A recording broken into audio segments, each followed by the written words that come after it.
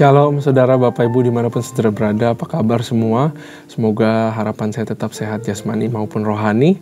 Sebentar kita akan belajar firman Tuhan, I'm very excited, how about you?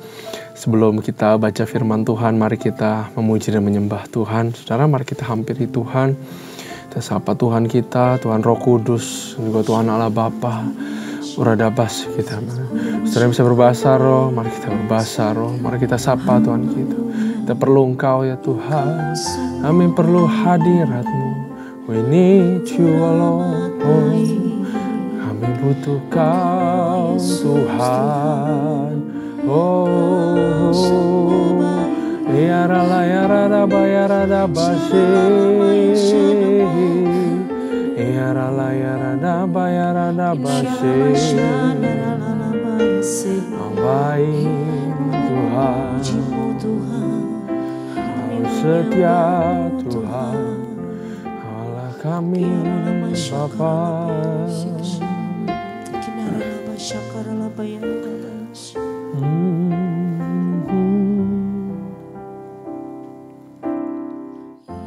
Yesus, Kau sungguh baik. Yesus, nama-Mu indah. Yesus, ku cinta Kau selalu, ku tinggikan, ku agungkan selamanya. Yesus, Kau sungguh baik. Yesus, nama-Mu indah. Yesus, ku cinta Kau selalu, ku tinggikan, ku agungkan selamanya. Ku mau memuji-Mu, ku selalu puji-Mu, ku mau menyembah-Mu, ku selalu sembah-Mu. Kau yang layak terima semua pujian, kemuliaan hanya bagi Tuhan. Ku mau memuji-Mu, ku selalu puji-Mu, ku mau menyembah-Mu, ku selalu sembah-Mu. Kau yang layak terima semua pujian, kemuliaan hanya bagi Tuhan.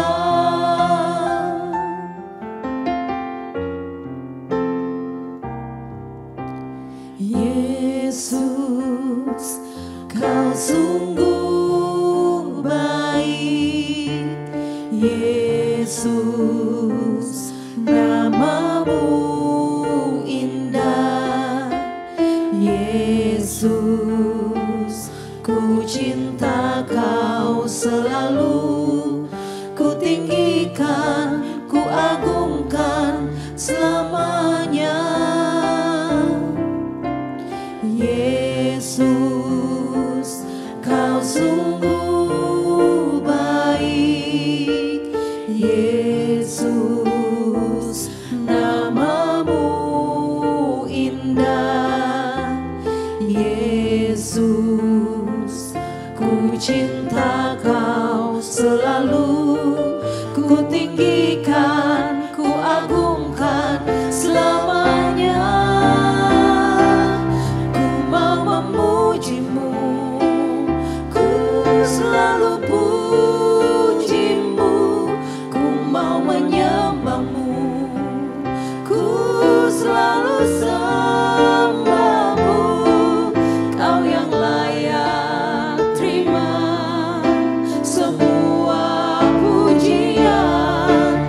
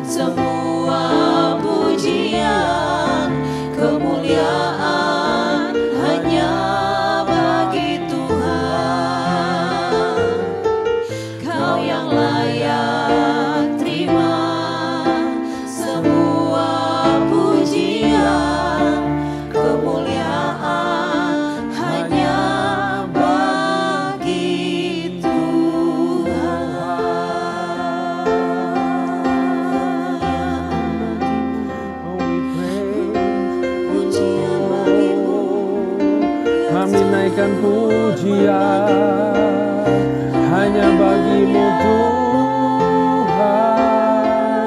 Haleluya, oh yes you Lord.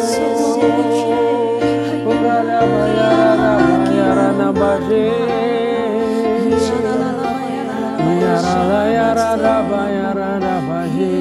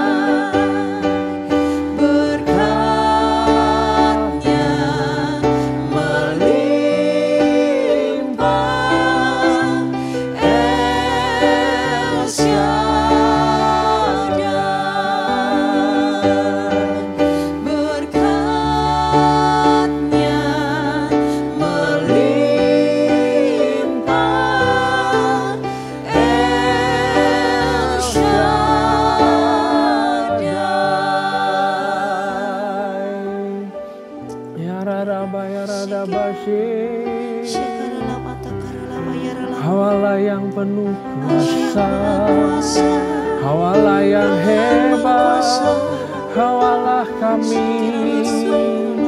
Haleluya. Thank you Jesus. Makasih Tuhan, Hawalah yang penuh kuasa, Hawalah El Shaddai Tuhan.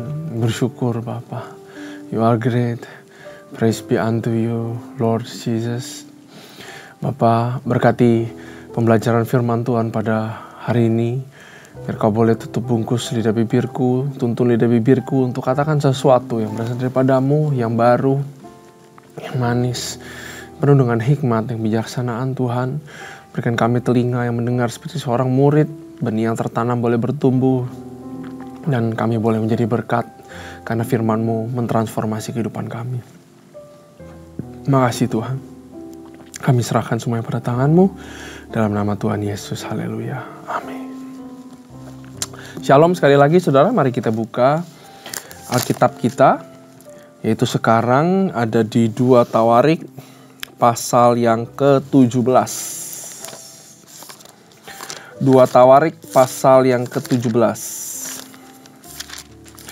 Menceritakan seorang raja bernama Yosafat yang melakukan hal-hal yang bisa dibilang kecil, tetapi membuahkan sebuah perubahan yang sangat besar.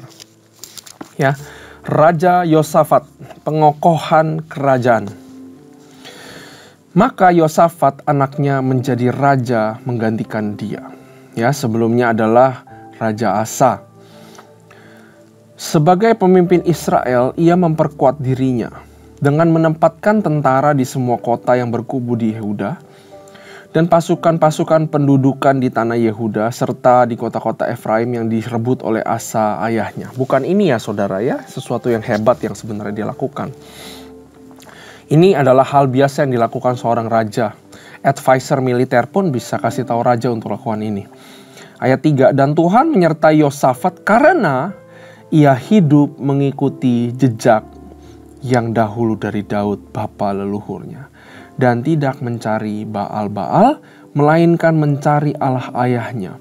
Ia hidup menurut perintah-perintahnya dan tidak berbuat seperti Israel. Itulah hal yang bisa dibilang paling penting sebenarnya, tapi bisa dibilang hal yang paling diabaikan sama kebanyakan raja-raja. Yaitu tidak hidup menurut jejaknya leluhurnya, tidak hidup menurut Tuhan.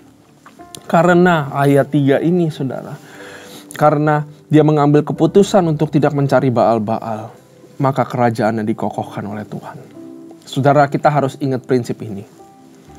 Pengokohan kerajaanmu, pengokohan keluargamu, karirmu, pelayananmu, semuanya bukan berasal daripada skill, bukan berasal daripada kehebatan manusia, tapi dikokohkan semuanya. Kalau saudara mau pengokohan yang sejati, itu hanya datang daripada Tuhan. Sekali lagi saudara, hanya datang daripada Tuhan.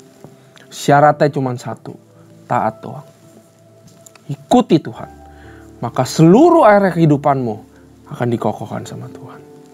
Saya mau kasih tahu, gak bakal ada pandemi, gak bakal ada badai ekonomi, gak ada bakal apapun yang bisa menghancurkan rumah yang dibangun di atas dasar firman Tuhan. Itu bulletproof sampai lintas generasi, saudara.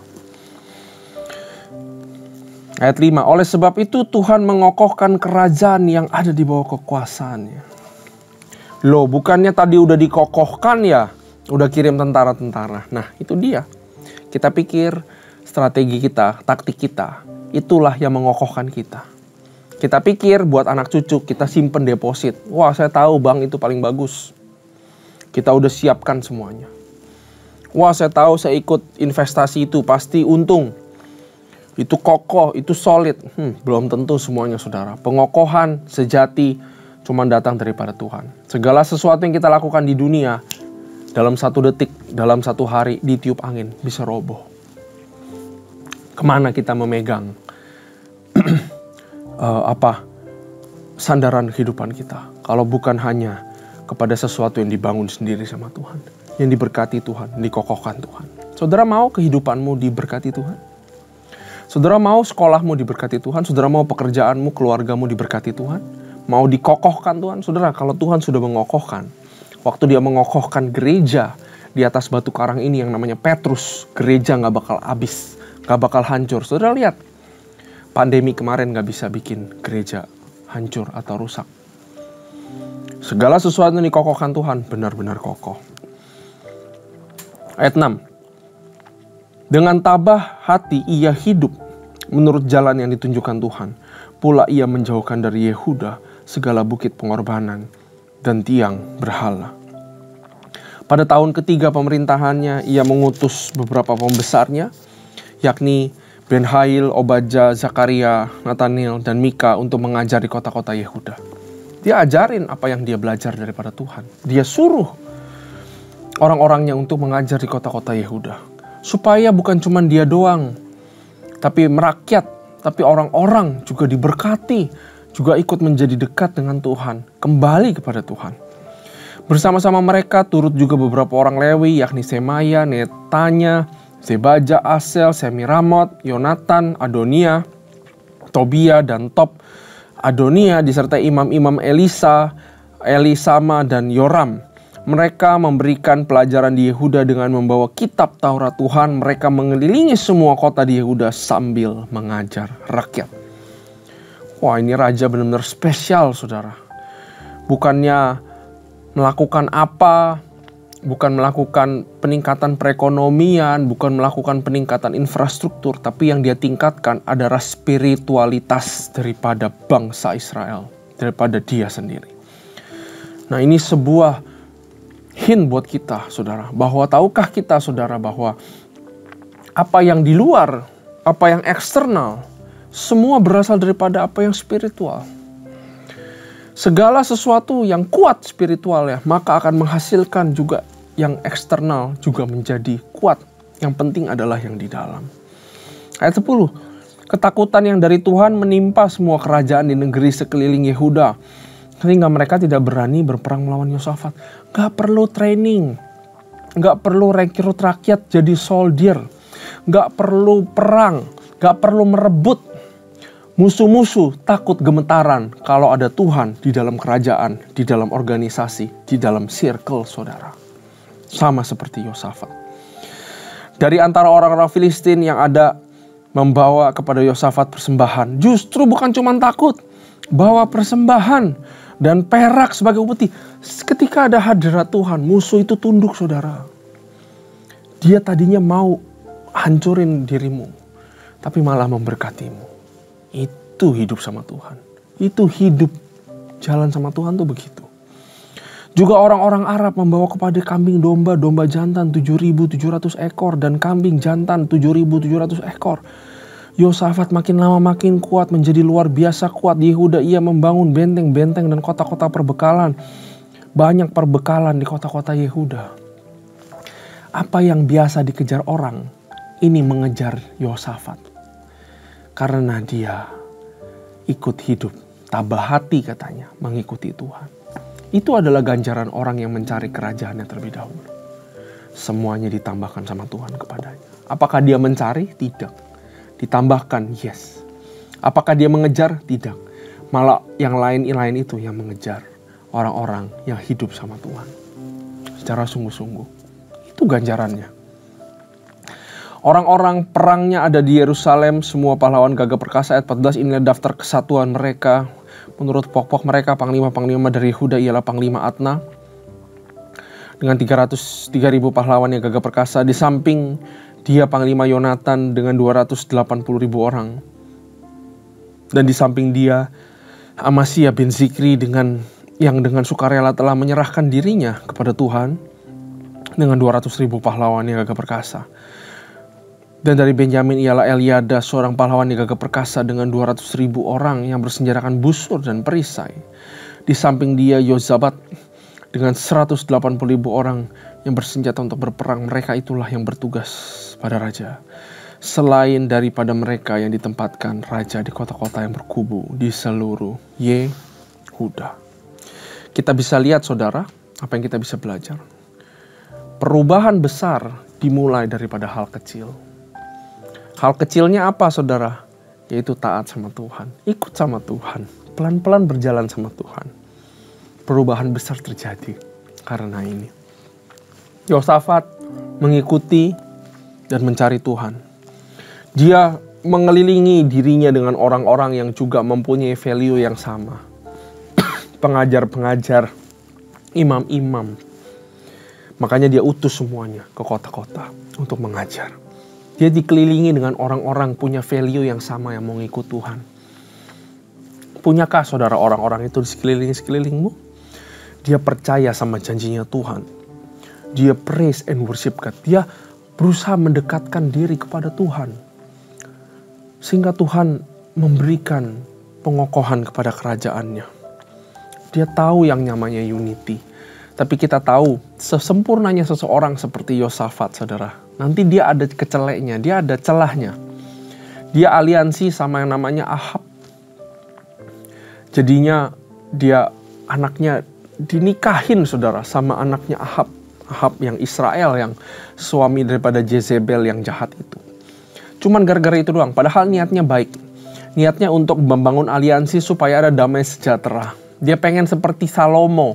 Dia baca dari Daud, Salomo, dia gak pengen seperti Daud, banyak civil war. Daud sendiri diberontak sama anaknya Absalom, kalau saudara ingat. Lalu Salomo, tapi semuanya damai sukacita. Dia belajar, saudara, dari atasnya. Tapi itulah kesalahannya. Dia aliansi sama Israel, sama Ahab. Di situ titik mulai penyembahan berhala nanti itu masuk. Belum ada di sini, tapi nanti saudara pasti akan melihat. Ya, apa yang kita bisa belajar? Ya, saya mau berikan sesuatu yang saya dapat, saudara. Mendekatkanlah kita, mendekatkan dirilah kita kepada Tuhan, maka Dia akan mendekat kepada kita. Bukan artinya Tuhan gak dekat sama kita, tapi yang namanya dosa itu selalu menjauhkan yang namanya hubungan. Maka kita perlu bertobat dan mencari Tuhan, sehingga Dia akan mudah untuk mendekat dan memberikan sesuatu kepada kita di saat apapun yang kita perlukan, saudara. Bagaimana caranya belajar mendekat? Tadi kita udah lihat, taat. Taat adalah satu sarana paling mudah untuk mengalami Tuhan. Orang Kristen gak cuman boleh tahu Tuhan. Orang Kristen harus kenal Tuhan. Setelah kenal Tuhan, harus mengalami Tuhan. Itu baru namanya kepenuhan. Kepenuhan bukan cuma tahu Tuhan siapa. Kepenuhan bukan cuma melayani. Kepenuhan itu adalah mengalami Tuhan. Dan bagaimana mengalami Tuhan? Adalah dengan kita mentaati firman Tuhan. Saudara, gak usah banyak-banyak. Contoh paling gampang. Ya, contoh untuk memberi sedekah atau perpuluhan, saudara. Kalau kita gak mentaati itu, saudara gak pernah bisa merasakan yang namanya mujizat 90% cukup. Kalau kita gak pernah taat, kita gak pernah merasakan mujizat 100% kurang, tapi 90% bisa cukup. Kita gak pernah bisa mengalami Tuhan kalau kita gak taat sama Tuhan. Berapa banyak orang yang memilih taat sama Tuhan, lalu dia mengalami sesuatu yang luar biasa dalam kehidupannya. Tuhan suruh memberi kepada satu orang. Kadang-kadang ada yang begitu, saudara. Memberi kepada satu orang. Saya kenal satu orang, dia pernah cerita. Tiba-tiba Tuhan suruh dia pergi ke satu tempat. Di situ dia bilang, kamu akan ketemu temanmu, kamu kasih semua isi dompetmu. Itu orangnya saya kenal. Dia taat aja, saudara. Dan dia kasih semua isi dompetnya ke orang itu. Nih. Dan seketika orang itu menangis luar biasa. Dan yang isi dompetnya itu benar-benar dihitung jumlahnya. Exactly. Tepat seperti yang dia butuhkan. Dia cuma taat. Tapi dia mengalami Tuhan. Apakah pertanyaannya kita mengalami Tuhan? Yosafat mengalami Tuhan di dalam kerajaannya. Hal-hal mustahil terjadi. Pertanyaan kepada saudara. Apa saudara hidup begitu-begitu aja? Gak pernah alamin mujizat apa-apa. Mungkin kita gak taat. Maka kita gak mengalami Tuhan. Dekatkanlah diri kita kepada Tuhan. Yosafat nanya kepada Tuhan. Yosafat mendekatkan diri kepada Tuhan. Salah satu cara mendekatkan diri kepada Tuhan adalah dengan doa. Doa bukan minta-minta, tapi doa adalah komunikasi. Artinya doa adalah membangun relasi kepada Tuhan.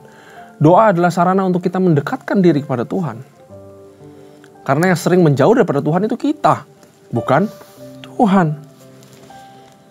Firman Tuhan berkata di 2 Tawarik, ya saudara. Dan umatku yang atas namanya ku disebut merendahkan diri, berdoa dan mencari wajahku, lalu berbalik dari jalan-jalan yang jahat. Maka aku akan mendengar suara mereka dari sorga, mengampuni dosa mereka serta memulihkan negeri mereka. Itu keluar dari kitab 2 Tawarik. Satu perintah Tuhan atau suatu kata Tuhan yang bilang doa, berbalik, mencari saudara, merendahkan diri, mencari, dan berbalik. Merendahkan diri, mencari, dan balik. Merendahkan diri kita di hadapan Tuhan. Mencari Tuhan. Mencari itu bukan sekedar kalau nggak ketemu ya udah gitu. Mencari itu seperti kayak saudara udah kepepet mau pergi dari rumah, udah telat, handphonemu nggak tahu di mana. Kamu pasti obrak-abrik semuanya mau cari handphone. Itu mencari. Mencari Tuhan, Tuhan pengen saudara mencari itu sampai begitu. Saudara ubrak-abrik, kamu punya jadwal. Ubrak-abrik semuanya untuk mencari Tuhan. Dan juga bertobat. Ya, itu doa saudara. Kalau saudara mau doanya didengar, mari kita berbalik mencari dan bertobat. Ya. Dan juga kita harus belajar untuk kasih ruang khusus kepada Tuhan. Yosafat memberikan waktu untuk belajar silsilah ayahnya, belajar bagaimana hidup benar sama Tuhan. Dia luangkan waktu. Dan dia sediakan environment atau ruang waktu dan tempat. Dia kirim semua pengajar-pengajar dia untuk ajarin Taurat. Berbalik kepada Tuhan, kepada rakyatnya. Kita pun harus berikan waktu dan ruang dalam 24 jam kita untuk berdoa dan mendekat kepada Tuhan. Makanya firman Tuhan bilang, masuklah ke dalam kamarmu yang tersembunyi. Berikan aku tempat yang sakral di dalam kehidupanmu. Berikan aku tempat yang sakral di dalam rumahmu. Sehingga ketika kamu masuk, kamu itu tujuan ke sana hanya untuk berdoa. Punyakah kita tempat seperti itu di kehidupan sehari-hari kita? Berikanlah waktu buat Tuhan. Entah itu kapan, tapi komit sama itu. Kalau saudara cuma bisa komit 15 menit, saudara komit 15 menit. Setiap hari, di satu tempat, di jam yang sama. Maka Tuhan akan menghargai perbuatanmu. Dan dia akan hadir di situ katanya. Dia akan hadir di tempat yang tersembunyi. Saudara tersembunyi, artinya saudara selipkan itu di dalam satu waktu schedule-mu. Dan Tuhan hadir di situ. Dan saya mau beritahu saudara, kalau Tuhan hadir di situ, maka kita akan mengalami seperti yang Yosafat alami. Mari kita berdoa. Terima kasih Tuhan buat firman-Mu yang mengajarkan kami untuk mencari Engkau seperti Yosafat mencari Engkau. Ajari kami untuk mengalami Engkau dan taat terhadap firman-Mu. Terima kasih Tuhan. You are so great. Berikan kami revelation ini. Kau ajaib ya Tuhan. Berkati kami supaya kami terus semangat membaca pasal selanjutnya. Pasal selanjutnya very, very wonderful. Terima kasih Tuhan. Hanya di dalam nama Tuhan Yesus. Haleluya. Amin. Tuhan Yesus memberkati.